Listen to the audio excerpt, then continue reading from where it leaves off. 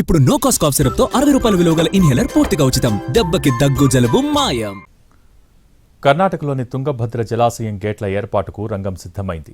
దీంతో రబీ సీజన్లో తుంగభద్ర ఆయకట్టుకు సాగునీరు అందించే అవకాశం లేదు.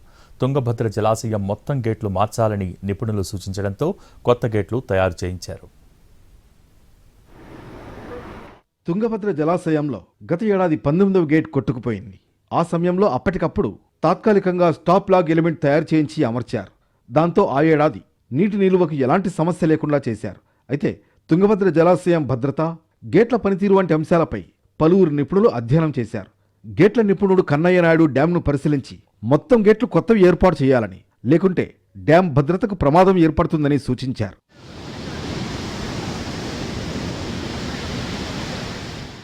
తుంగభద్ర జలాశయం నిర్మించి 70 ఏళ్లు పూర్తయింది. గేట్ల కాలపరిమితి 45 ఏళ్లు మాత్రమేనని, ఆ తర్వాత మార్చాల్సిందేనని సూచించారు. నిపుణుల సూచనతో జలాశయంలో 33 గేట్లు కొత్తవి తయారు చేయించారు. రాబోయే సీజన్ నాటికి కొత్త గేట్ల ఏర్పాటు పూర్తి చేయాలంటే ఈ రబీ సీజన్కు సాగునీరు ఇవ్వడానికి సాధ్యం కాదు. డిసెంబర్ ఆఖరు నుంచి గేట్లు అమర్చే పనులు చేపట్టనున్నారు. దీంతో జనవరి 10 వరకు మాత్రమే ఆయకట్టుకు నీరివ్వాలని నిర్ణయించారు. ప్రస్తుతం తుంగభద్ర ఎల్ఎల్సీ కింద 35,000 ఎకరాల్లో పంటలున్నాయి.